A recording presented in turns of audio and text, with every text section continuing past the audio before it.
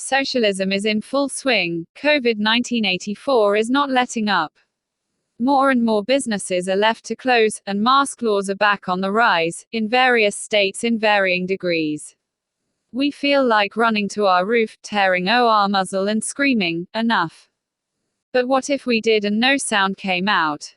Worse yet, what if we tore the muzzle, only to actually hear, in someone else's voice, "Masks keep us safe. They only want to protect us." Whoa, that's a scary thought. Thankfully that is not the general experience when ending our voice, but what if it was? This month, in August, Road to Autonomy talks to folks about what it means to have their voice taken from them and what it looks like in various scenarios. We learn who is at risk to having their voice stolen and how some folks are working to get that power restored. We also learn the next steps after we end our voice, how to nurture it and how to ensure that we don't fall back onto old habits and accept less than what we deserve.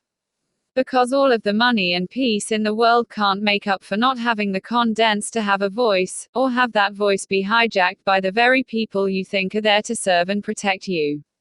This month, we urge you to heal the hurt, have confidence to be the weird one, and take your voice back.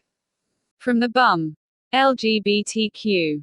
Black Lives Matter. Me Too. Anti-fascism. Anti-capitalism. Anti-jock movement. Mowers against drunk driving. Occupy Wall Street. Women's liberation movement. Children's rights movement. Feminist movement. Labor movement. Polaris Project. Abusive relationships. Narcissists. Trauma, PTSD.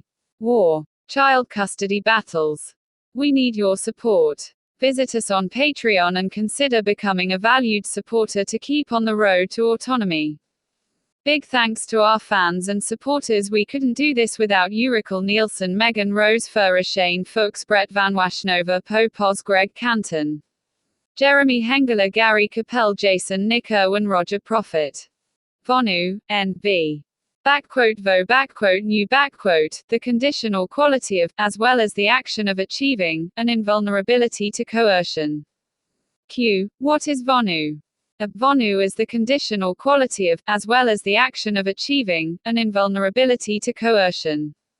Etymologically, it is an awkward contraction of the phrase, voluntary not vulnerable, hence, Vonu. Q. Does Vonu support electoral campaigns? No, because such activity is considered to be political crusading, which is the vernacular term for reformism. That is, working inside of the system in order to change it from within. Anyone who truly understands the anatomy of the state knows it is doomed to fail before you even begin. Q. What is collective movementism? An aggregate set of behaviors and actions that are aimed towards large-scale socio-political change in the furtherance of specific goals. A Vonu FAQ. Examples include the environmentalist movement, the alt-right, the labor movement, the libertarian movement, the public lands movement, the anti-war movement, the gay rights movement, etc. Vonuans are generally against collective movementism. The individual tends to get lost in the collective, and groups, organizations with humble, agreeable beginnings must water down, dilute the message to attract more people to the movement. They are also susceptible to infiltration and subversion, unlike decentralized networks and leaderless resistance. Q. What are free isles, free ports? Synonyms for permanent autonomous zones, PAZ. Often, these are considered in mainstream language to be known as free economic zones or special economic zones, whereby taxes and regulations are either truly minimal or non-existent, largely due to contractual terms negotiated with a hosting nation-state government. Modern examples include the efforts by the Seasteading Institute and formerly Hong Kong. In the future, PAZs may very well take the form of seasteading colonies, outer space colonies, or quite possibly, individually reclaimed public lands converted into private use through homesteading. ______ more will be addressed next month. To learn more, please visit vonupodcast.com, and consider checking out the show. The VONU Podcast, recent episodes. Self-Liberation Ways by Rayo, and Potential Second Realms in the Modern Day. Number 2, TVP number 86, July 17, 2020. Number 1, TVP number 85, July 16, 2020. As the title says, 100 ways to increase your personal freedom in one way or another, mainly via paper tripping.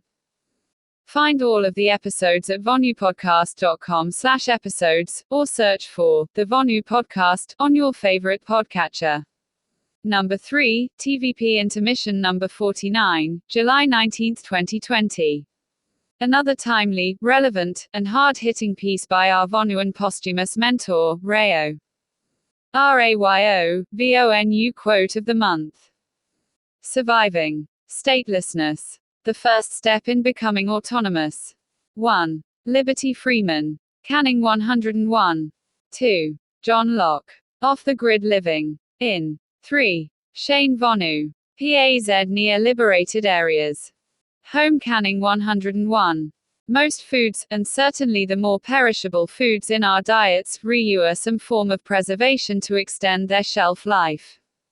Home canning is a simple and cost-effective way to preserve the shelf life of fresh foods. Home canning is nothing more than heating foods to an adequate temperature at which molds, yeasts, and bacteria are destroyed, and then vacuum sealing those jars to prevent contamination from other microorganisms. You may wonder, with all the modern advances in food preservation and storage, why bother canning? Here are a few reasons that are meaningful to me. Home canning preserves excess produce, whether homegrown or store-bought, and this saves money. Home food preservation puts me in the driver's seat, as I decide what foods are best and how I prefer to preserve those foods. Home canning is environmentally friendly as it is nearly zero waste, and we can choose locally grown options and preserve those foods ourselves, further reducing the environmental impact our food has.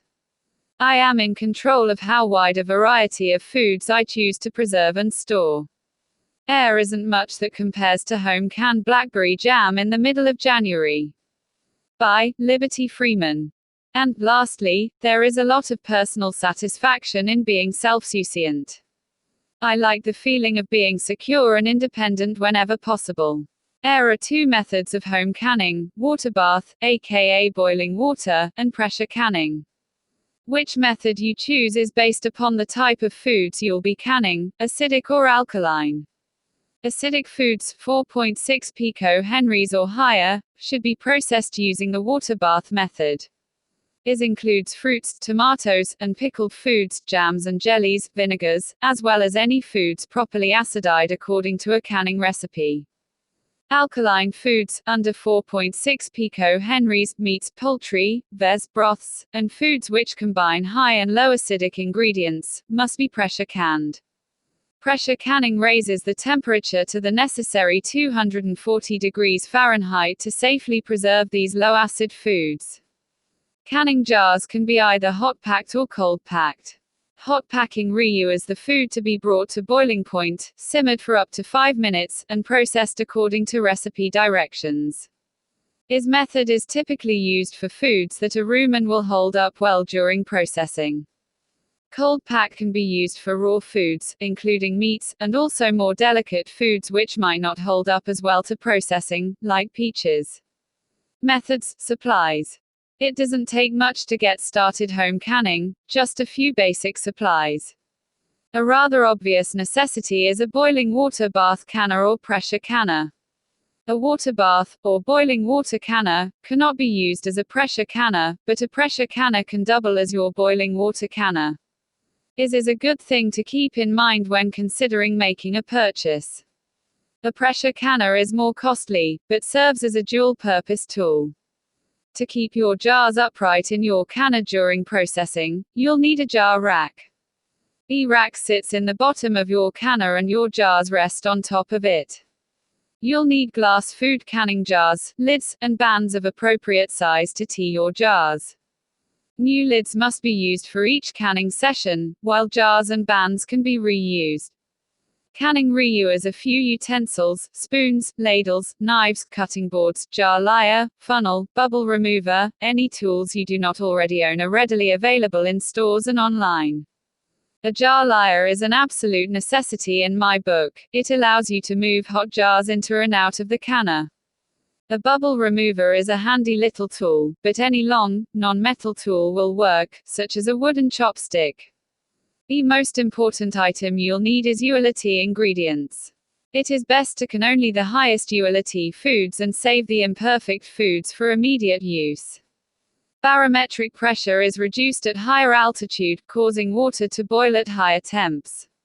Increased temperatures and longer processing times may be necessary in order to preserve food safely.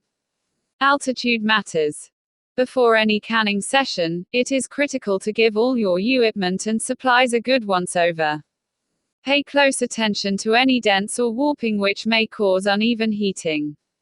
Pressure canners have a replaceable rubber gasket in the lid. It needs to be inspected regularly for any signs of cracking or tears. Check all valves for signs of wear or damage and clean the vent pipe with a small brush. You should be able to see light through the vent pipe when you hold the lid up to a light or window. If your pressure canner has a dial gauge, this will need tested annually. This can be done through your local extension OSH. Examine all jars for any visible damage or defects, as these will be prone to breaking during processing. Set aside any discard jars for other uses, like hoers. Start with a good recipe that has been tested for safety. Ball Blue Book is a great place to start. Be sure you have all the necessary ingredients and equipment before you set out on your RST canning adventure. Be sure to sanitize all utensils, tools, jars, and rings in simmering water for about 10 minutes. Lids can also be simmered, though I have experienced seal failure in jars whose lids have been sanitized in this way. I recommend just washing them in hot soapy water. Packing. Pack your jars according to recipe instructions, whether hot or cold packed, leaving appropriate amount of headspace.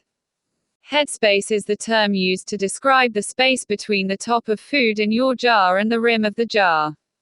Your recipe will specify the required headspace. Generally speaking, low-acid foods require an inch of headspace and acidic foods require 1/2 inch of headspace. Let's start canning. Remove air bubbles. Once you've cleared your jars, run a wooden chopstick, or other non-metal utensil, along the walls of the jar to remove excess air bubbles. Clean jar rim. Now that your jars are cleared, you must thoroughly clean the rim of each jar to ensure a proper seal. You can use a rag or paper towel dampened with vinegar, or even warm water, and gently wipe any drips or messes over the rim and sides of the jar. Secure lids. Place lids on jars and hand tighten bands to secure lids. Be certain to only hand tighten your bands, as too much tension causes lid crimping, which leads to an improper seal. Processing method and times are specific to each recipe, so be sure to make a note of your recipe instructions.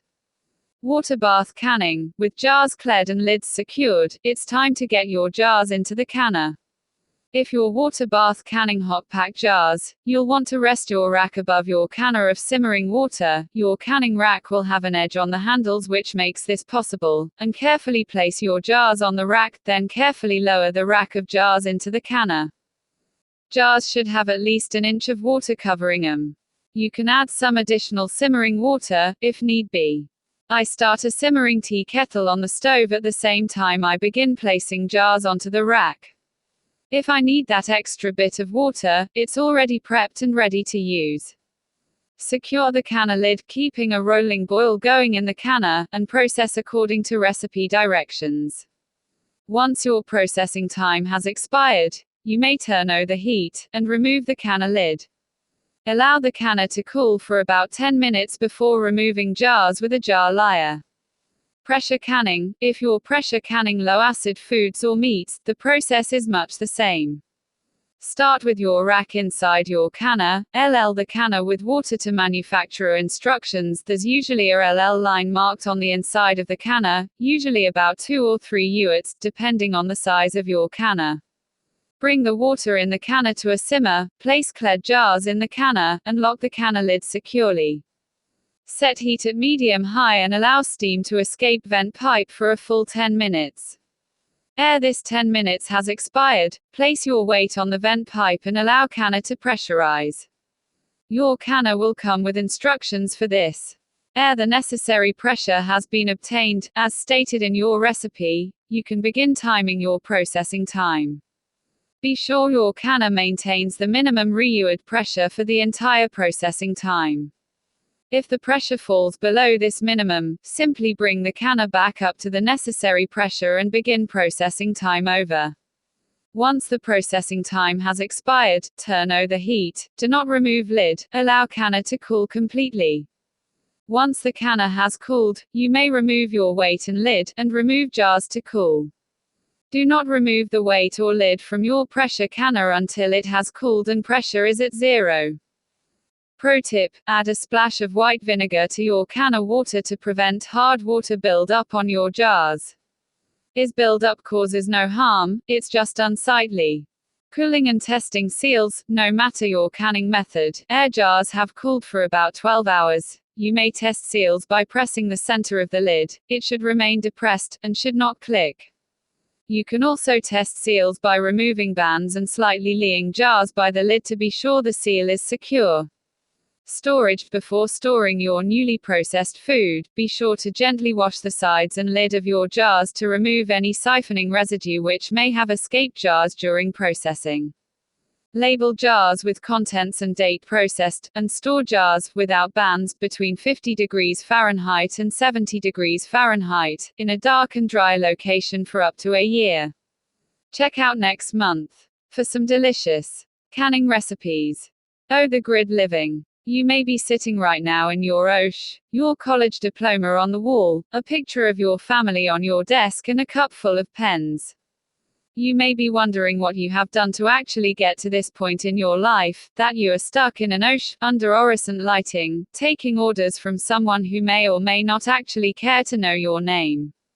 You pull up images of camping and the outdoors on the monitor of your cubicle computer and dream of a life that is more simple, slower, and entertaining. As you leave work, you get into your compact car that you still owe years of payments on and mentally check out on the ride home, completely missing and enjoying the beautiful scenery before you because it has become so routine. Stopping at your mailbox, your monthly salaried paycheck stub letter has been delivered. Cautiously glancing at it, you see the state took another $1,000 in taxes because you were fortunate enough to make a good salary. Is life in suburbia is not what you had actually imagined when you were young. Your hopes and dreams actually sat on a rural piece of property in the backwoods, away from most people. You've been told that money is the most important thing in life and that it deans your life success as a person. You could make millions a day and it would still never be enough, they just keep printing more. There has to be more to life than the average 9 to 5 plus 20 hours per week living like a sardine in a tin can in the city. Well, my friends, there is a better life. You are craving what is natural for humans, to put more nature into your life and to understand the environment in which we live. If you are tired of living like a sardine in a tin can, make a move to the country. Many modern humans are now homesteading, whether it is in the city-dwelling backyard or on 20 acres in the country. Food independence and security is of the utmost importance, especially in times like these. This article will discuss the pros and cons of homesteading so that you can make the best decision for you or you and your family. By John Locke. Continued, next page. 1. You can be as off the grid as you would like. In many states, the utility companies have to be hooked into your home, but that does not mean that you have to use them. Being off-grid does not mean being without power, refrigeration, heat, running water or the internet. It simply means that you do not rely on utility companies to provide those services. 2. The pace of your life changes. Instead of rushing into the city or around the city to get to your job, you can find jobs either online or in the country that can help you stay close to your homestead. The pace of your life changes, things slow down at times. You get to enjoy the seasons as they come and go. 3. Food independence. Having enough land means that you can reasonably provide food for you and your family year-round. Raising meat animals, such as chickens, rabbits or UL, can put meat in the freezer so that you are less reliant on warehouses being able to stock the shelves at your local butcher shop. Having a garden means that most of your vegetable needs for your family can be produced and preserved on your homestead. 4. Learning nature. Watching your property, where the sun comes up, where it goes down, the orientation of your sheds, the beauty of the features of your land, watching the native oas come up and bloom, then die back in the elds. Paying attention to the times of year when you can produce your food, you will be more in tune with the ebb and flow of nature. 5. Less city noise. ERST time I slept in a house in the country. I was absolutely amazed at how quiet a country home can be. You won't hear the sirens and ambulances, you won't hear people yelling at 11 p.m. because of a domestic violence issue. To be honest, the RST night not hearing city noises will be unsettling, but ere a week, you will get the best night's sleep of your life. 6. Producing your own meat. COVID-19 has taught us that our meat supply chains can be interrupted easily. Keeping your meat supply local within a neighborhood, or even only on your own property, means that you will have a steady supply of protein for you and your family. 7. Producing your own vegetables. By growing a garden, you are less reliant upon the grocery store having it available. Not only that, but you get to choose exactly how it is grown and what inputs you will allow into your food. If you choose not to allow pesticides, herbicides and synthetic fertilizers to be used to grow your food, you and your family can be that much happier and healthier. Your vegetable needs can be adjusted based on the needs of your family. Regardless of how much drive a person has to be 100% self-sufficient, there comes a time when you must buy goods and services from your fellow man. Homesteaders choose to have flexible home-based or mobile jobs so that they can devote time to taking care of the homestead. However, if you don't mind driving from your rural home to the city where jobs are, there are plenty available for those who don't mind working. Another option for jobs would be to provide a product or service to your neighbors and others who live in the community. This could be anything from masonry, carpentry, honey making, tailoring, market farming, to bush hoeing, welding, and other tractor work and being a farm hand or any combination of services therein. The possibilities are there for people who are willing to work. The good news about reducing your carbon footprint is that you will have lower bills and be living a more frugal lifestyle. Saving seeds for the next year's garden is a good way to save money. The animals that you have on your homestead should all have a purpose. Use chickens for multiple conveniences, such as producing and meat, as well as for debuting your garden and using the constant digging and ground scratching to make compost. Goats are excellent bramble eaters who will tear through a forest of wild thorny blackberry and dewberry patches, poison ivy and other invasive vines. Goats are excellent for producing meat, milk and manure for the gardens and have a denied purpose for a small homestead.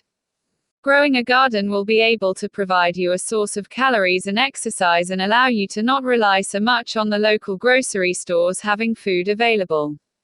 One of the major benefits in deciding to go off the grid is to be more independent from the system. The system that has enslaved almost every one of us to them, utility companies that use the government to force the utilities to be hooked up to nearly every home in the US. You, as an off-gridder, would be able to provide your own source of energy and water so that if and when society collapses, you will be light years ahead of the average person. Air conditioning may be a thing of the past, but your body will adapt and you will go out that sleeping outside under the stars might not be as bad as you think. There aren't many conveniences when living off-grid, but enjoying your independence from the system and creating a harmonious life experience with nature is well worth it in the end. PAZ liberated areas among the tyrannical wasteland. Governments and the technocratic counterparts have illegitimately laid claim to the vast majority of land here on planet Earth, and have subsequently imposed draconian control upon essentially all potential methods of travel, by plane, train, or automobile, it need not matter.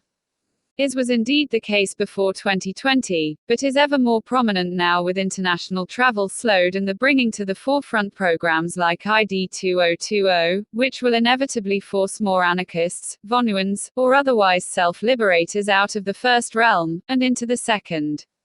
In physical space and time, these second realms consist of temporary and permanent autonomous zones. PAZs and TAZs for short are liberated areas of land, time or imagination where one can be for something, not just against, and where new ways of being human together can be explored and experimented with. The main distinction between PAZs and TAZs is in a temporal sense, the former being permanent, or semi-permanent, the latter existing, and dissipating, in intense bursts, i.e. freedom festivals, evocative of the plasma discharges in our electric universe. In this piece, I will elaborate on already in the works oughts to build up the physical agora, how PAZs and TAZs can synergistically work together by necessity, and how you can get involved in creating this underground network of self-liberators and secure Vonu home bases.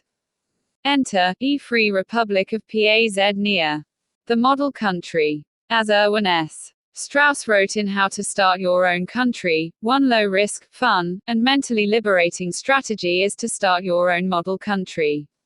The process is simple, you declare your property an independent country and that's it. The rest is up to you. Sealand and Liberland are two modern, well-known examples. Another was formally announced on July 4, 2020, Veritas PAZ Self-Liberator's Paradise.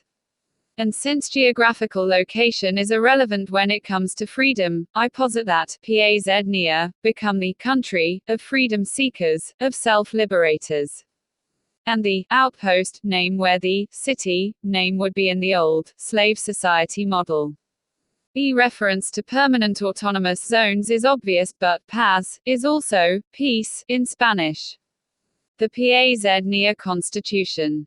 The Free Republic's birth on July 4 was accompanied by a declaration of independence and subsequent release of the Constitution. Very briefly put, signatories explicitly agree to. When the infrastructure is in place, individuals will be able to sign the digital and/or physical constitution. No social contract nonsense here. Even when not in these realms of peace and freedom, that signature serves as an oath and commitment to this great work. Vonu's role. An awkward contraction of the words voluntary not vulnerable. Vonuans take steps to make themselves more invulnerable to coercion by way of lifestyle changes. One of the core tenets of Vonu is mobility. Reason being, if the curses can't end you, they can't coerce you. And, say, if you're a van nomad or a perpetual world traveler, public, or private, curses will have a harder time trying to track your location. A respect for and commitment to privacy. The use of pseudonyms is encouraged. Don't hurt people and honor your contracts. A culture that encourages humanity to flourish rather than degrade and regress. A recognition of the important task ahead of us to ensure the continuation of freedom into the future, another way for those seeking a way out. On the other hand, the issues associated with land ownership are extensive, i.e. fee simple versus allodial title, property taxes, eminent domain, nuisance abatement, etc., and have been covered elsewhere. Therefore, I believe many Vonuans will choose, or be relegated to, mobility, with a network of self-sufficient PAZs scattered throughout the world, providing safe havens to the nomadic or traveling compatriot. The recommended and safest way to acquire this land for PAZs is by way of a proxy merchant. Proxy merchants are entrepreneurs who specialize in facilitating trade and interaction between the two realms. In other words, they would be the interface with any potential government agencies, and optimally, potential curses wouldn't even know of your association with the property. Although, if you are already a property owner, consider cling that proxy merchant role yourself. There is certainly some risk involved, but if action isn't taken in the short term, freedom may not exist in any fashion for future generations. And as the technocrats and social engineers continue the dangerous games with individuals' lives, we're going to need you to step up. Want to see your business, product, or side hustle in the pages? For details and to get started on a custom-built ad package, seen by over 205 subscribers per month, email us by clicking on the above link. Let's keep the road paved. Email us here. 8th page ad. 8th page ad. Quarter page ad. Half page ad. Politics. In this issue. 1. The Theory of Competitive Control, a series on understanding how the state controls the population. A series by Walter Choice, interpersonal communications expert. 2. Tap Math presents What Happened to Bitcoin. Making Sense of Novel Markets. 3. The Enemy of the State. Stank Pod Stash. Visit #nonvotingnick's YouTube channel and shop his merch. The Theory of Competitive Control and Current Social Climate within the United States. The area of competitive control contains 3 pillars of control. It's a way of understanding how state and non-state actors battle for control over populations. E-theory sheds some light on what's needed to control a population, as well as what can cause a population to no longer allow the state or non-state acting group to maintain control. By Walter Choice. I'm going to try to explain the area of competitive control as I understand it. What the theory means in practice and how it's deemed. Showing how some of the incidents over the past 6 months have started to shake the status quo. And why the tensions are deeper than a single abuse of force by a police officer. David Kilcullen wrote a book called Out of the Mountains: The Rise of the Urban Guerrilla, in which he explains the theory and gives case studies to verify his endings. And the theory itself. I would recommend that you as the reader check out the book and do a bit of your own research. The area of competitive control outlines 3 pillars for a state or non-state actor to control a population. Those 3 pillars are administrative controls, persuasive controls, coercive controls. Kilcullen wrote the book, exploring other cultures around the world through his case studies. What I would like to do is take the principles of the area of competitive control and place it within the context of the United States. We'll dive into the structure of the pillars, followed by how COVID-19 and the state's reactions challenged and weakened them from the perspective of rural America. Continued. The pillars of control. U.S. control structure. For ease of the reader, we will refer to the United States government as the state from here on. The state maintains a monopoly on violence and control over the population. As a democratic society, we hold true to the belief that voting protects the general population and creates a safer environment for all, whether that population consists of citizens or those who live within its borders. That belief tends to differ depending on who you talk to. The state pursues 3 pillars of control and does a good job maintaining control over the masses. Implementation and strengthening of those pillars protects the status quo. We'll start with the administrative pillar. The administrative pillar of control. Hospitals, public schools, social security and the general welfare net are all lumped under the administrative pillar. SA are all things that we as Americans expect. This pillar can be extrapolated to the infrastructure of the country, or the dependence upon which the population has, in regards to the need for the state to provide for its inhabitants. Having school-aged children attend full-day education is an expectation, as is the belief that the state should provide children the opportunity to eat for free if their family isn't of a higher socio-economic status. Rent caps and Section 8 housing vouchers, reduced child care costs, state-run unemployment insurance, state-sponsored medical coverage and public transit all tie into this category. Administrative avenues of control are specifically designed to make sure the population is able to be semi-autonomous, all while still following the control structure's rules. Intended and implemented to make life easier, and to allow for the diversification of trades or abilities within the community. EY build on the local level and expand to a national level. Continued. The persuasive pillar of control. E-state uses the persuasive pillar to strengthen the desire to follow the rules, all while weakening the desire to be an individual, or break accepted norms put in place by the power structure currently in control. Is pillars predominantly dedicated to addressing the desire to conform by the masses? Examples such as paying state taxes or federal income tax. Outspoken support of local communities, states or the country. Identifying with a group who share a common interest or ideology. And believing that, if the rules are followed, then nothing bad will happen, are all part of this pillar. Belief, if you don't break the laws then you'll not have any reason to worry, puts the population at ease. Populations that believe they have some control over the rules and laws that are involuntarily controlling them are happy. Rhetoric stating the population has nothing to worry about if they follow the socially accepted norms or commonly agreed upon rules is where this pillar gains its strength. This pillar can be narrowed down to a feeling of security if the local population follows the rules. This pillar also takes into account the desire that every human being feels to be protected. It alleviates the worry of having to protect oneself or one's family. The coercive pillar of control. And now we get into the meat and potatoes of the area of competitive control. People are readily controlled by fear. That fear is capitalized upon by the controlling structure through the use of violence. Just as the name sounds, this pillar is steadfast in its use of force and violence to intimidate and cause fear within a population. So that the population will conform to what the power structure says is socially acceptable or the socially accepted norm. The more fearful a population is of losing what's important to them, the more readily they are controlled. Loss such as life, be it through imprisonment or death, their family or even their income. Continued. There is a caveat to this though, at some point the violence a population sees, and is normalized to, becomes unbearable. Once that happens, fear can no longer be utilized as a standalone controlling mechanism.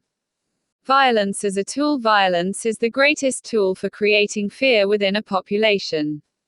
Especially if that population is not accustomed to violence.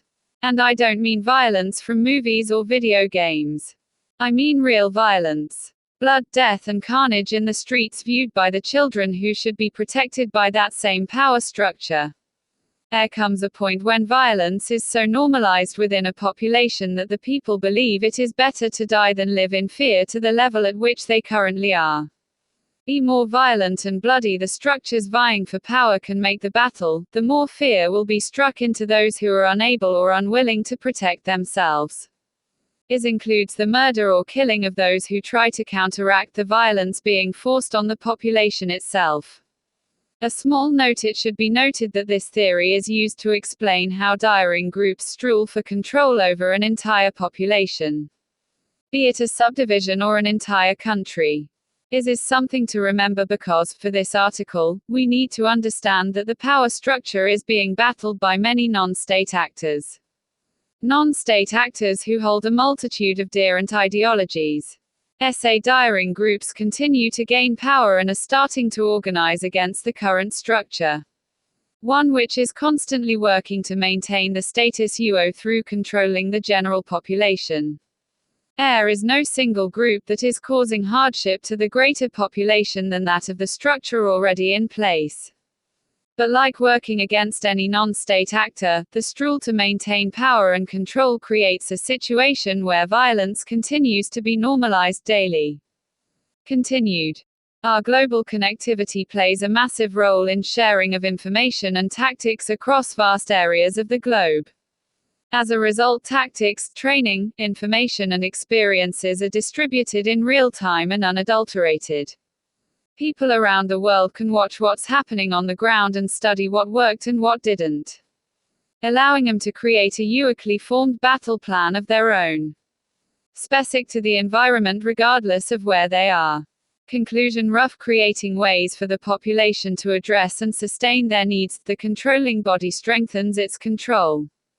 By reducing the burden of day-to-day life, the state gains buy-in. Actively creating buy-in to, and a sense of pride for, the power structure. Building the belief that each person plays a role in the creation of the rules and how they are controlled accelerates the growth of control over a population. Utilizing violence to force compliance is the basis on which all other pillars are built. There is no single group that is causing hardship to the greater population than that of the structure already in place. But like working against any non-state actor, the struggle to maintain power and control creates a situation where violence continues to be normalized daily. For 244 years, the current power structure has been building and strengthening its control. It's time to become exceedingly aware of how control is not only gained but maintained. It's time for you to decide if being manipulated and controlled is a choice you are willing to sustain. To learn more about Walter Choice or the theory of control, visit our website www.enigmaofpersonalchoice.com. By Tap Math. What happened to Bitcoin? Making sense of novel markets. The year was 2009. It was on a little followed crypto-anarchist email group where a paper Bitcoin, a peer-to-peer electronic cash system, was distributed. This paper provided for a solution to a long-standing problem in computer science. The problem was called the Byzantine generals problem, which basically meant it was impossible to know that computers at a distance agree on information. This paper provided a setup where computers could know that they agree with the peers. Not only was a paper distributed that allowed for a solution to a long-standing problem, software was released that provided for the very first application of the provided solution. The software kept track of balances that could only change under rigid circumstances. The rules were such that these balances acted as you would expect a bank balance to behave. What's more, software could be run on a home computer that would verify that all the rules were followed. After at least 1 year of Bitcoins being worthless units of account, people actually started trading actual items for Bitcoins. Markets were made where people would buy and sell Bitcoin. In May of 2011, Bitcoin actually traded for $1. This was an exciting time for early Bitcoin fans. In 2015, it became clear that the Bitcoin network would soon have more transactions than the network rules would allow to process. Developers such as Gavin Andresen and Mike Hearn wanted to change the Bitcoin rules so that the network could process more transactions. 2 attempts were made at changing the network rules, both of them failed at what seems like the 11th hour. A broken promise. Given how much I loved to read the paper with the title, Bitcoin, a peer-to-peer electronic cash system, I lamented that the Bitcoin project was now being run by people that did not intend for Bitcoin to be used as cash, but rather as store of value. I felt like the deviation from the original paper amounted to a broken promise. I was very upset and wanted to do something that would first provide the world with peer-to-peer cash, and second, not get derailed like the original Bitcoin project. At that time there were 3 projects that actually seemed like they were pursuing peer-to-peer cash: Dash, Monero, and Zcash. Monero has an always-on privacy feature that will increase resources needed to scale. Zcash was very new, and used newer cryptography which was not that tested back then. Dash, which is short for digital cash, seemed to be most congruent with the original Bitcoin white paper. I thought the best way to make sure that a project doesn't get derailed was to work for them. So I explained what I wanted to do, and Dash helped me with the resources needed to research how to scale Dash. The result was simulations that took days to complete, and kept track of a network of 5,000 computers. We found that Dash could scale much more than current capacity. We also identified the necessary network upgrades that would provide for this growth. I also wrote the specification for how Dash could double its capacity. The Dash team met this work with gratitude. Currently the first doubling of capacity is live, and the network infrastructure is robust enough currently to double again if needed. Our research also identified existing protocols that could allow Dash to process around as many transactions as PayPal, and Nakul Chawla ran promising simulations about how to improve that. https://blockchain.asu.edu/velocity scalability improvements in block propagation through rateless erasure coding. While I was working for Dash, the people that wanted Bitcoin to be peer-to-peer cash split off and created what is called Bitcoin Cash. Then Bitcoin Cash split into Bitcoin Cash and Bitcoin SV. Currently, Bitcoin Cash might split again. It is difficult to argue that this splitting is not a deliberate attempt to confuse people. This splitting increases the technical knowledge needed to navigate the space. General cryptocurrency use. Currently, it seems that most people use cryptocurrency as a speculative vehicle. In my view, this is the least interesting use case. The building out of a peer-to-peer cash infrastructure, to me, could provide much more value to humanity. The more you know. First, learn about any project you want to use. If you only want to use a play amount of money, then not much knowledge should be needed. If you get more involved with a project, learn more about it. At a very minimum, you should know that most cryptocurrency projects require the downloading of software called a wallet. This wallet will store secret numbers in a file. Anyone that knows these secret numbers can spend your crypto. This means three things: don't lose the file because you won't be able to spend your crypto if you do. Don't let malware view the file because the malware can steal money if it does. The software you run needs to be honest. To avoid the first situation, you will need to back up your wallet. Some wallets can back up your wallet by periodically storing a file on a flash drive or other secure device. Other software will back up your wallet by asking you to write down a sequence of words. To avoid the second situation, wallet software might encrypt the secret numbers with a password or a PIN. It also means that computer security becomes more important. Note that if a password is used, then losing your password could mean that you can't decrypt the secret numbers, and therefore can't spend your money. Since all that's needed to spend crypto is to know secret numbers, compromised software could provide secret numbers that are predetermined and can be checked by the software producer without access to your computer. This means that cryptocurrency software should always be open source. The code should be public so that someone can check that there is no funny business. Wallet software will either check the whole network, or just check your balance. If the software checks the whole network, more computer power will be needed. Simplified payment verification, SPV, wallets just cryptographically check the payments you receive. They rely on connecting to a server. Electrum, or Electrum Dash, are examples of SPV wallets. Provide value. To me, it is more exciting to do some task from across the internet and get paid in cryptocurrency. This is more exciting than simply buying it. I also find that if the price goes down, that's less emotionally hurtful if you work for crypto. Your labor will provide you more units of crypto when the price is down. Also, working for crypto is required to completely eliminate the dependence on banks. Spend it. I remember marveling at a t-shirt I ordered with Bitcoin. I marveled that the person on the other end shipped the shirt even though they could have just kept the money. People sometimes tell me that I lost a lot of money because I could have just kept the Bitcoin. I tell those people that what I learned by making that purchase was more valuable than the Bitcoin is worth today. Before you get too involved with a cryptocurrency project, research what you can buy with it. Manage risk. It's difficult and important to manage risk. If you have a lot of cryptocurrency, then you lose a lot if the price goes down. For this reason, it might be a good idea to sell some if the price gets high. If you want to avoid banks, then you can use cryptocurrency to buy gold. Merchant use of cryptocurrency. A merchant might want to make it easier for the customers to pay with cryptocurrency. Such a merchant could use a payment processor or use software to accept cryptocurrency directly. A merchant that accepts cryptocurrency directly could use software such as BTC Paysaver, which has a Dash version, or use a WordPress plugin.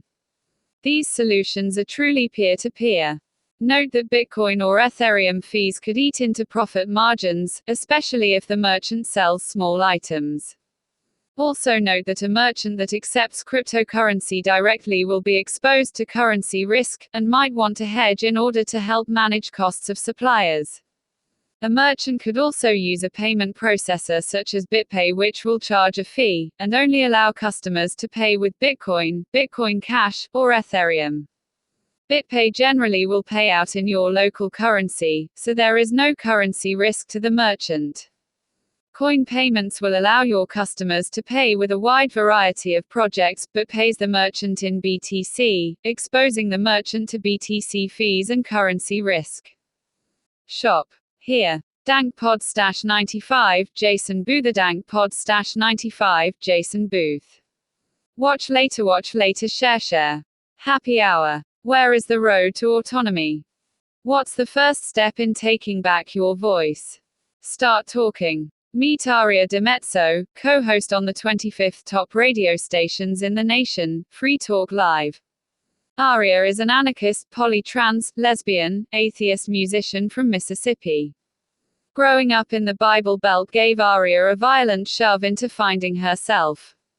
As a result, this tough-skinned hero has worked tirelessly against the mainstream and the broken culture to discover her voice. Meet an anarchist. Aria DiMezzo, FDL. CO host. And defend it from the very organizations that claims to support her, LGBTQ. Aria had an experience where she felt silenced by the LGBTQ community when she witnessed blatant hate carried out by a liberal redneck. When she spoke out against the behavior, the liberal army came out of the woodwork and attacked her for being anti-gay, racist, and one who hated gay rights. Outraged at her words being twisted, Aria felt compelled to take down the post. It was then she understood that when the LGBTQ community asked her to be quiet and let a liberal, straight man speak for her about gay rights, she realized that her voice was not needed if it did not support the narrative. Aria finds herself encountering ignorant hate less these days, but when she does, she finds that now she can shrug it off. She does not like to block the ignorant person though, because that hinders conversation, and Aria believes that is the first step to changing a culture. Talking about it, becoming less afraid of what we do not understand. Aria explains, for folks that may not understand, that sex and gender are different. The etymology of the word sex has been changed over the course of history. Sex was originally defined as the biological parts of a person's sex organs. Gender was used to identify how the person viewed him, herself. A person's gender and sex do not always match. Aria further explains that she could say that she is a woman, but she would need an asterisk and small print to disclose that while she identifies as a woman, it does not actually change her sex organs. She finds that folks that mostly do not understand take this thinking to an extreme. She has witnessed the LGBTQ community divides people into two groups, allies and supporters, or transphobic. The movement automatically moves straight folks into the transphobic category to almost shame them for not also being transsexual. These divisive tactics are encouraged by the state to alienate people from a community. These attempts at stealing your voice or falsely representing people has furthered the misinformation, setting back an entire community. These organizations cannot be trusted, and should be looked at as another face of the state looking to control and isolate its people. The misinformation associated with sex and gender are her biggest hurdles at acceptance, but there is promise there, as we open up the dialogue and begin talking and asking questions. It's no surprise that folks take most all things to an extreme level, from the word anarchist to the word transsexual. But there is balance to be found in individuals that do not fear out-of-the-box thinking. Aria reminds me that while she wants to dispel ignorance, she also recognizes the freedom to hate who you wish to hate. Just please do not aggress against folks who simply disagree. There are more thoughtful ways to cope. Aria also has a compassionate mind and remembers that folks are often a product of their limited worldview. She hopes that more people make the distinction between being an asshole versus an aggressor. So, how do you take back your voice? You just start talking. Stop letting people speak for you. Yes, you may make some enemies, and your popularity may suffer, but the right people will support you and eventually, your truth will be heard. If you want to know more about trans people, talk to a trans person and ask them questions. Hypocrisy runs rampant with ignorance. Let's do our part to investigate and think for ourselves before we trust the media and toxic organizations to decide for us. Be prepared to make mistakes while navigating life, but regardless, we need to try. Big thanks to Aria for sitting down with us, and we look forward to listening to the next Free Talk Live episode. 1. Set aside 5 minutes before starting your day for slow, deep breathing. Think about the day ahead, what you are grateful for, and the people in your life. 2. Choose calming music to listen to throughout the day, when possible. 3. Take breaks often to stretch your legs and rest your eyes. It's good to step away and clear any negative headspace from issues online or at work. 4. Spend a few minutes after work or school to transition for home time. Put to rest the unresolved issues at work and shift your focus to your home life. 4 natural remedies for anxiety. 10 foods that boost mental health. Seemingly everyone is on some kind of diet. Keto, high fat, no carbs, balanced, etc. Though choosing foods that work for your diet, it is also important to be mindful of what your food choices do to promote a well-rounded mental health. Here are a list of 10 foods that promote good mental health. Incorporate these today into your diet and give your brain some nourishment. 1. Salmon containing high amounts of omega-3s, boosting learning and memory. 2. Chicken and turkey contains tryptophan, produces serotonin to boost mood and memory. 3. Whole grains helps the brain absorb tryptophan while reducing depression symptoms and anxiety. 4. Avocados full of vitamin K and folate protect your brain against strokes. 5. Spinach full of folic acid, a deterrent to depression, fights insomnia, and reduces dementia in older adults. 6. Probiotics, like yogurt, boosting your digestive health plays a role in reducing stress and anxiety. 7. Nuts are full of omega-3s. Cashews provide oxygen to the brain, and almonds contain phenylalanine, which helps the brain produce dopamine, and reduces Parkinson's disease. 8. Olive oil, pure, extra virgin oil, contains polyphenols which help to remove the effects of proteins linked to Alzheimer's.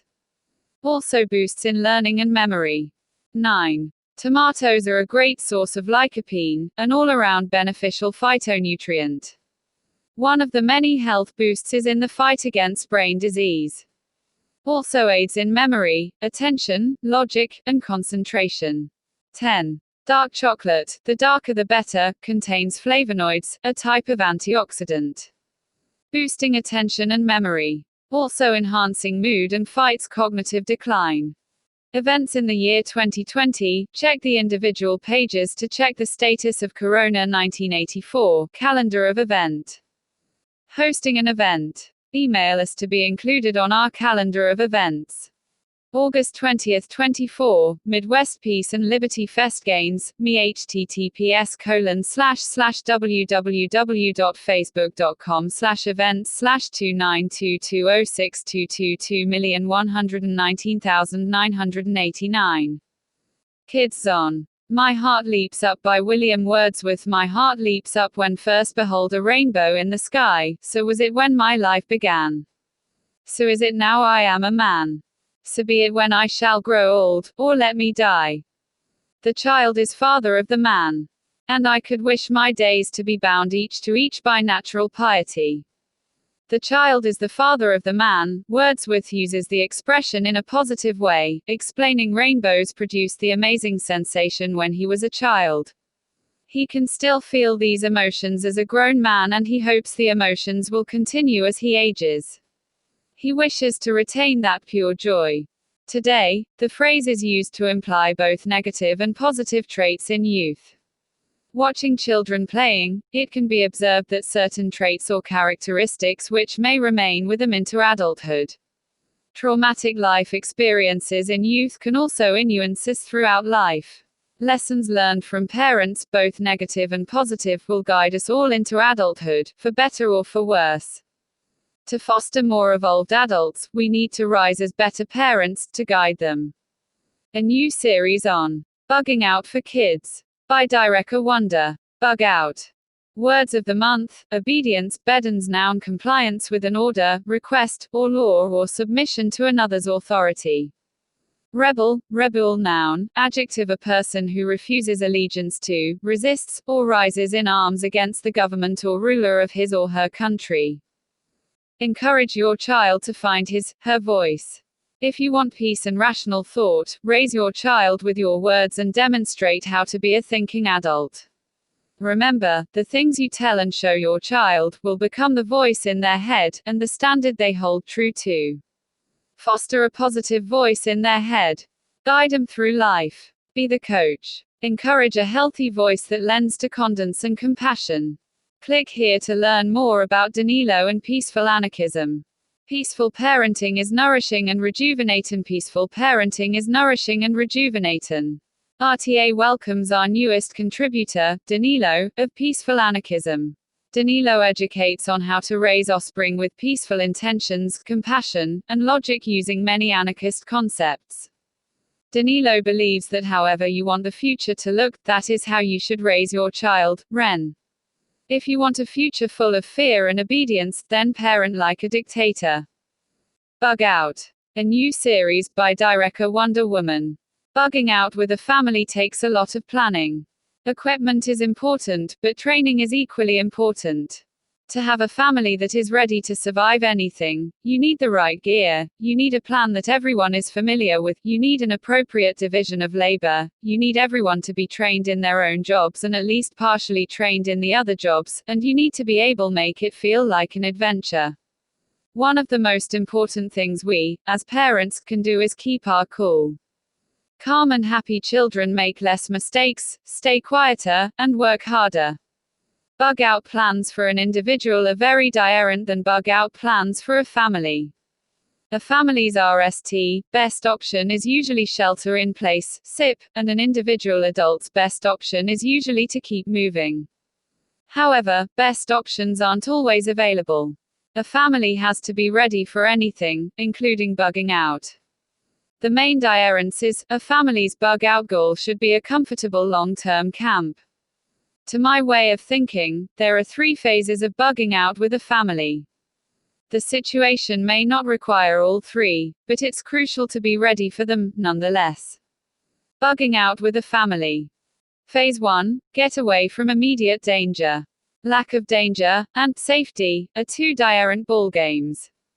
The RST order of business is to remove your family from immediate danger. Whether it is civil unrest, open warfare, economic collapse, or natural disaster, your RST movements should be away from potential dangers. This phase could take 1 day or several, and you will be moving a lot. Rough camping, open air, few res, bare bones hygiene, and extra calories should be the paradigm for this phase. Stealth, grit, and encouragement are the most important concepts at this point. Once you feel you're away from immediate danger, it's time for a somewhat more comfortable camp for a few days to prepare for Phase 2. Phase 2, rest, regroup, assess the situation, and make a plan to move forward with medium-term goals like seeing up temporary camps. At this point, your movement should be restricted to scouting and a few hours of travel per day, or every other day, depending on how young your children are, until you end a good site for a long-term camp. Calories should be rationed in an amount consistent with your family's usual daily needs at this point. Rest is important now, and this is a good chance to do some morale-building activities. Praise your children heavily through this phase, make sure they're getting at least 1 hot meal per day, spend some time playing quiet games in the evening, get everyone thoroughly cleaned and in fresh clothes, do some laundry if you can. If you can ND an appropriate swimming hole and you've got good swimmers, now is an excellent time for a 2 or 3 day R&R for the kids. Phase 3, the long-term camp. Before bugging out, you'll need the tools and knowledge to ND and develop a spot that would make a good long-term camp for your family. Some things to consider are access to fresh water. Building materials for shelter, wood, mud, clay, and preferably access to natural lime deposits for making rough concrete, or lots of seashells, which are another good source for lime. Access to food, foraging, shing, trapping, hunting. Defensibility and/or isolation, preferably both. Proximity to decent scavenging opportunities, should be within a day's hike of some type of human leftovers. In this phase, it is appropriate to ration calories more strictly until you have an adequate system in place to access more calories from your environment. Take time every evening to listen to your children, bond with them, address the concerns or fears, and let them know how proud you are of everything they have accomplished. Playing verbal games around the campery can help the whole family feel more normal and connected, but make sure you're also giving each child individual attention away from the group. You'll all be working together to build a sustainable life for the family. Don't be afraid to listen to suggestions from your children. They have fresher eyes than we do and could come up with something brilliant. If they feel listened to and trusted, they'll focus more on developing ideas. Also be ready to trust your children to accomplish the tasks without supervision, depending on age and developmentally appropriate tasking. Encourage them to keep their eyes open for anything useful and to chat with you about everything they see and experience. Extra eyes and minds are a resource you can't afford to squander. Be extra forgiving of their mistakes and help them to see the lessons hidden in mistakes. You should be aiming to foster communication, flexibility, and innovation. The uncomfortable truth of a bug out with children is that they will grow up faster than we, as the parents, may be comfortable with. It's not wise to GHT this. We must maintain control of our emotional reactions and allow our children to feel adult and useful. This 12-part series will continue each month, covering the following related topics: camps, rough, temporary, long-term, food, nutrition, water, hydration, hygiene, first aid, safety, communication, navigation, threat evasion, comfort, entertainment, morale, weapons, group gear versus personal gear, long-term considerations beyond site selection. Culture Fredo. Ask a theft evader. Vice of the month, alcohol. The courage to speak your truth. The stranger continues. Take back your voice. Dear evader, how do we avoid the state if they manage to eliminate Federal Reserve notes, paper money, and we have to use digital currency only? Crypto Curious. Hi Crypto Curious, great question. There has been a lot of chatter regarding this issue as of late. COVID lockdowns, claims of there being a coin shortage, and some stores claiming that they cannot accept FRNs as payment currently, have only intensified this notion. Truth is, parasites at B and Mordor on the Potomac have been threatening to switch to a digital currency for years, and this is just their latest attempt to move things in that direction. Since the USSA dollar is still the world's reserve currency, though, the reality of this happening is still likely a ways off, but it doesn't hurt to plan ahead. The best plan of action, in my humble opinion, is to diversify your assets as much as possible. If you haven't yet dipped into the world of cryptocurrency, now would be an excellent time. Precious metals are also always a great bet, especially since they have been used as money for centuries. Stockpiling tradable goods, ammunition, storable food, medical supplies, alcohol, paper products and other non-perishables, etc., is usually a great idea, too. Since a total collapse of the dollar is just as, if not more, likely than a switch to digital currency only, having any of the aforementioned options on hand to facilitate trade immediately is paramount. Getting involved in cryptocurrency may seem like a daunting task, but it is not as complicated as one may think. If a technologically impaired individual such as myself can do it, then just about anyone can. First step is to obtain a crypto wallet. SA can be downloaded for free onto just about any smartphone. There are a number of options, but one that can house multiple cryptocurrencies is advisable. I personally use the Autonomy wallet, as it covers all my basic needs and is relatively self-explanatory. The second step is to acquire some cryptocurrency. There are exchanges you can join to buy and sell from, but if your goal is to keep the state at arm's length, or more, then this may not be the best idea. Know your customer (KYC) rules and regulations that have been implemented over the past few years have made keeping out the prying eyes of the state even more difficult. Continued, next page. The better options, IMO, would be to purchase directly from someone you know, use it buy cryptos locally, website, or to make use of the many, Bitcoin. They also have more cryptos available, ATMs that have popped up around the country.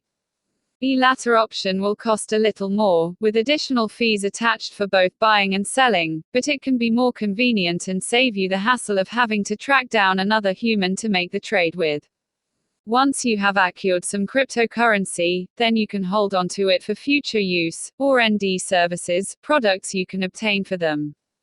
For long-term storage of your cryptos, you may want to consider a hardware wallet, such as a Ledger Nano or a Trezor. Precious metals have begun to skyrocket in price, but that is only because the value of the USSA dollar continues to plummet. EY have, however, always been a sound investment and, as mentioned earlier, they have been used as money for a long, long time. Making sure that you have some of these on hand is never a bad idea. Gold, silver, and platinum are the most commonly traded, with the RST2 being the ones with the longest history of use. There are tons of online dealers you can purchase these from, as well as local shops, including pawn shops. Once obtained, you can store them for later use or, as with cryptocurrencies, seek out services, products that you can acquire for them now. And, even if you purchase some now and the price drops, do not worry. SA metals have retained their value for centuries, and will continue to be extremely useful going forward. Even if you can only purchase small amounts now, that is much better than having none in the event of the inevitable. Stockpiling tradable items may become slightly more tricky, depending on the storage space you have. It is not something that should be ignored, though. Barter has been used as a form of trade for most of recorded history, and always a good backup plan. Even if the dollar holds on for a while, things like natural disasters or an EMP blast could render some of your other options temporarily useless. Having items to trade to obtain what you need is an excellent way around most doomsday scenarios. You may have to involve a third, or sometimes more, party, if you do not have an item that someone else is in need of, but that is still a much better option than going without. In many instances, you can even trade your labor, skills to acquire what you need from someone else. It doesn't have to just be an item for item trade, it's all about value for value. Continued, next page. Getting to know people in your community, if you don't already, may not be a bad idea on this front. Is where you can have a better idea of what is available to you, and what others will be looking for should the worst occur. Another great idea is to start trying to encourage others to look at these options. Trying to set up local community markets is a good place to start, especially with so many businesses being forced out of the market due to the inane government lockdowns. Plenty of people have products and services that they are currently not allowed to sell, and would likely be extremely receptive to new ideas as to how they can keep themselves afloat. Talk to local business owners who have been shut down, or who you can tell are visibly struggling with a lack of business. Find a location that will allow you to set up a temporary, or repeated, air market of sorts. Work together to ensure that as many people have what they need, and hopefully at least some of what they want. In these current times, it's not even necessary, and possibly, even more counterproductive to make it political. Just appeal to others' desire for self-preservation. Focus on trading value for value, and making win-win situations for everyone involved. The more people that we have thinking along these lines, the smoother the transition will be no matter what the state throws in our way. I hope this has given you some ideas to run with. Individuals have always found a way to subvert the state, and now is no different. There is a very good reason that black markets, free markets, have always flourished, and do so even more as the state attempts to make things more difficult. The current threat of removing the cash option is only the latest obstacle, but with a little forethought, we will overcome this one just as humanity has overcome state obstacles in the past. Just remember, diversify, diversify, diversify. The more options you have, the less power the state can wield. Tilde Aveda, SS. PS. Check out some useful additional information. Video, XRP, Ripple. Read why Bitcoin has value. Read what happened to Bitcoin. Continued, next page. Read here cryptonews.com. Why do Bitcoin have value? Watch here Ripple, XRP news. Crazy times are ahead. Ripple, XRP news. Crazy times are Ripple, XRP news. Crazy times a. Watch later, share. Alcohol. Like most of our vices, the amount of info that we could discuss is epic. So for this vice, this month, we will focus on the distillation of alcohol. Join us, as our very own Shane Vonu takes us through black market booze, the art of distilling. The brewing of beer and formulation of wine date back to ancient Egypt. In fact, during the RST month of the year, Egyptians would partake in the festival of drunkenness in honor of the goddess, Sekhmet. The distillation of Lear, on the other hand, wasn't discovered until around 7th century AD. Allegedly, when the picture pot still was conceived of by the Arabic alchemist, Abu Musa Jabir ibn Hayyan. Regardless of where your preferences lie, the home manufacturing of alcohol provides the freedom seeker with the ability to skirt past exorbitant taxes on alcohol, low utility ingredients, and just the high cost of retail in general. In this short guide, you'll learn the general physics of making alcohol, how to distill your own Lear for $4 per gallon, maybe even cheaper. Of the month. Vice. Continued, next page. What you'll need to get started if this exciting field of study interests you, and Nally, sources for more information on brewing beer or making wine. The absolute easiest way to make your own Lear is with common table sugar, in this example, a 7.5-gallon vessel for fermentation, yeast distiller's yeast, a thermometer, and access to a stove in order to dissolve the sugar into water. What you're accomplishing here is the conversion of sugar into distillable alcohol by the yeast. Then, that alcohol is extracted using high temperatures. Here's the simple process. 1. Heat up water on the stove to around 100 degrees Fahrenheit. Only as hot as necessary to dissolve the sugar. In this case, use approximately 4 gallons of water and approximately 15-20 pounds of sugar. It will leave a gallon or 2 of extra space in the top of your vessel for fermentation. 2. Air the sugar is totally dissolved in the water and cooled down around 8090 degrees Fahrenheit. Pour the solution into whatever vessel you are using, plastic, glass bucket, and stir in your distiller's yeast. Use whatever amount says on the package, but if not indicated, use 1 tablespoon of yeast per 5 gallons of mash. A special note: adding the yeast when the mash is too hot could kill the yeast and leave you with less, or no, alcohol air distillation. 3. Leave the bucket, vessel alone for 24 hours, with the lid O. 4. Air 24 hours, add the lid to the bucket, a small hole in the center of the lid is recommended. Note: you should feel some warmth radiating from the mash, along with air bubbles. SA are signs that fermentation is underway. 5. Air 5-7 days and little signs of fermentation, the mash is now ready to be distilled. 6. Distill the Lear in whatever pot still you have. Make cuts, according to the image below. Important note: don't drink the FORESHOTS. Use them for cleaning or toss them. Continued, next page. Fermentation, steps 3-5 will take 5-7 days. The entire distillation process will likely be 6-9 hours, just depending upon the size of the batch, your still, etc. Now, the above example is what is known in the industry as a sugar wash. It isn't going to result in your high-utility bourbon or anything like that. It's cheap, easy, and gets the job done.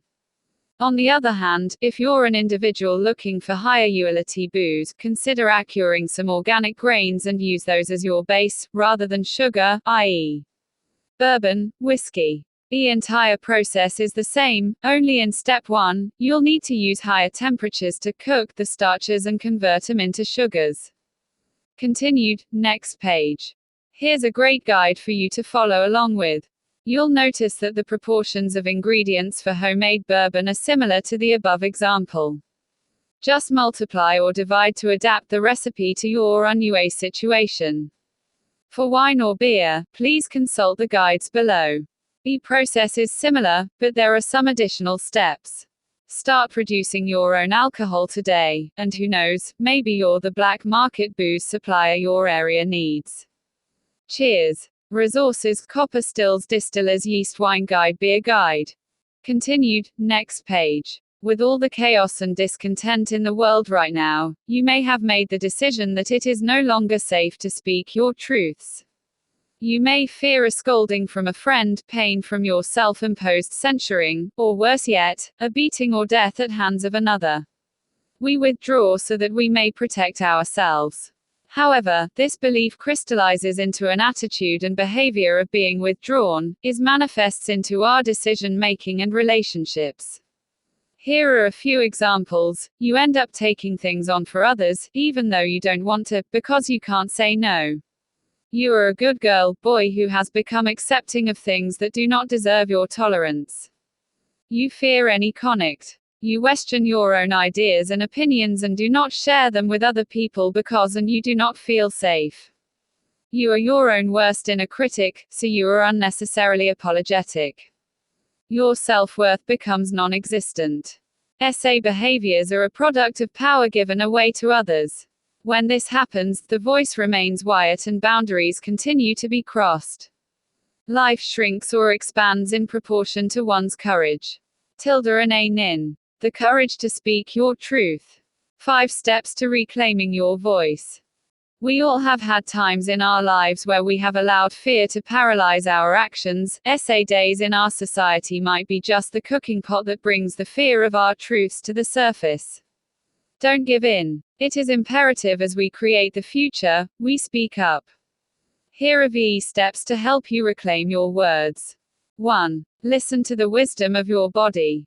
It gives clues. Are you stressed, overwhelmed, angry, feeling resentment?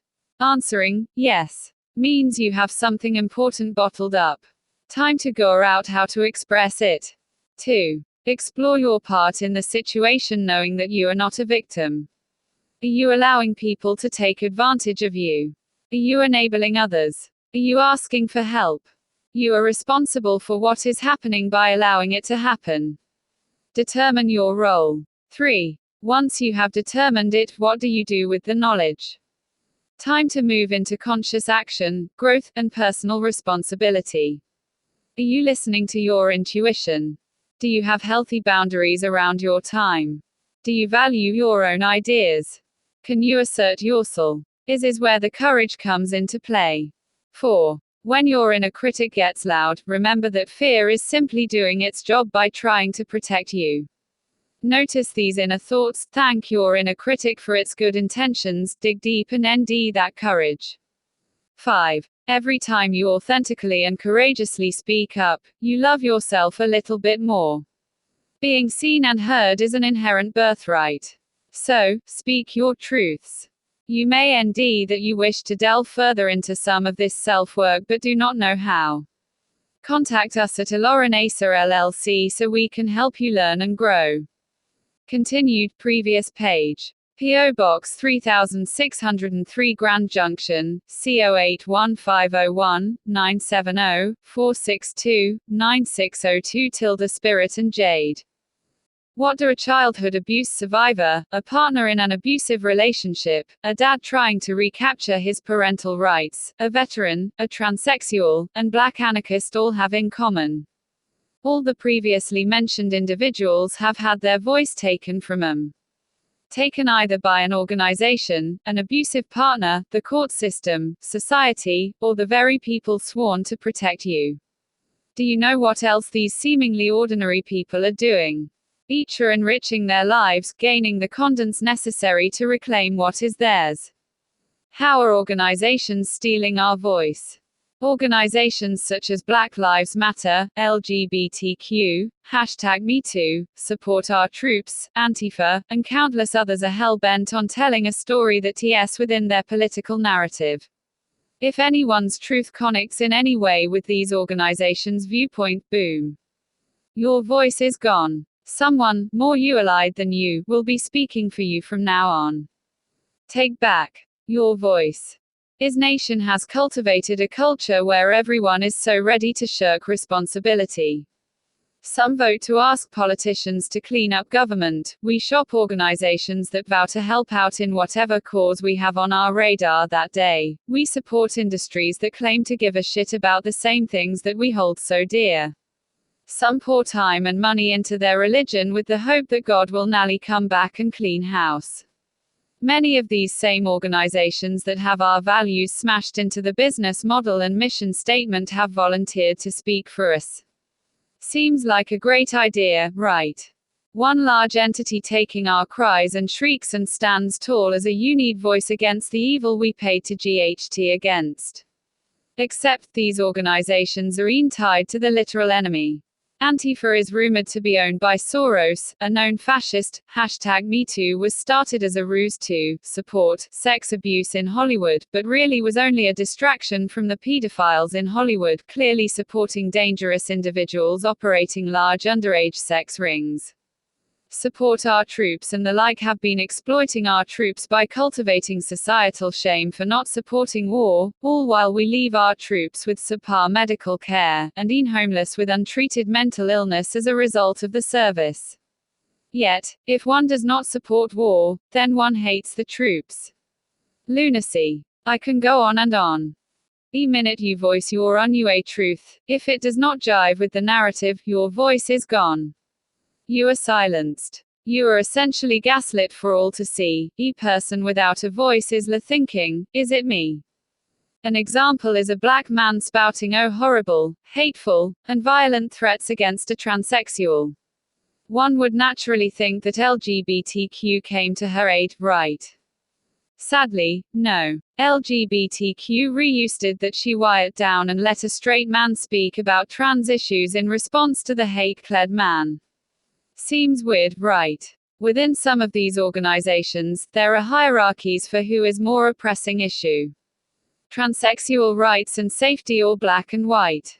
Black versus white is given more time because it plays with the narrative. The narrative is to divide. Separate us. Much like the masks have done, these organizations are STY at us and then isolate us. We are easier to control when we are white and alone.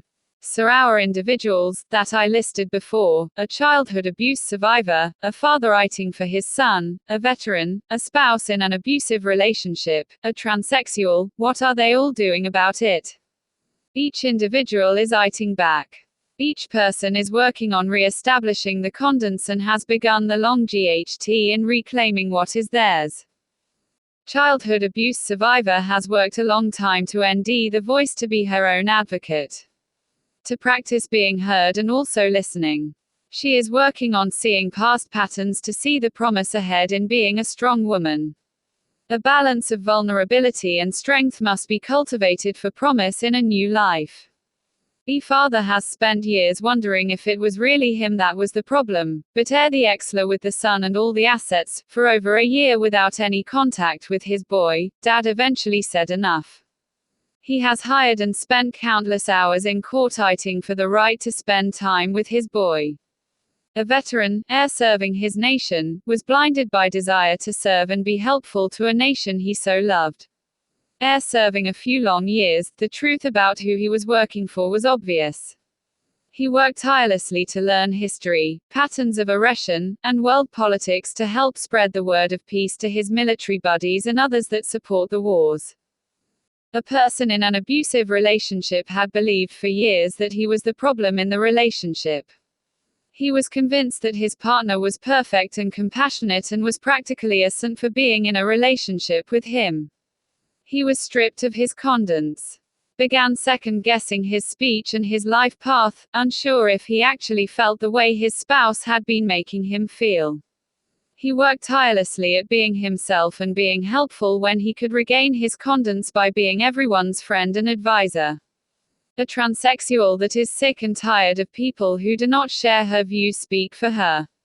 She has alienated herself from many groups that claim to support transsexual, but as a result she has done more for the transsexual community and for herself than she ever could have by leaving this in the hands of a political organization. I asked everyone what their advice was for anyone looking to take their voice back. Almost everyone unanimously said that the RST step in taking back your voice is to start talking. Be your own advocate. And to do that, one needs to get back the confidence lost. We have so much in common with the people that the media and politicians want us to hate. It should tell you, maybe we can be useful to each other and assist each other in rising above to take back what's ours and to actually do the work ourselves and cultivate a world that we would be proud to live in. All, we need to be the change we want to see in the world.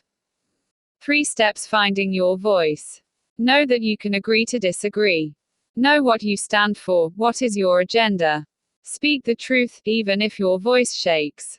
How to survive while you fight for your voice. 1. Meditate, find and cultivate your own peace. 2. Find what excites you about life. 3. Have a solid support system. Continued from Julie's issue. To be continued in September's issue.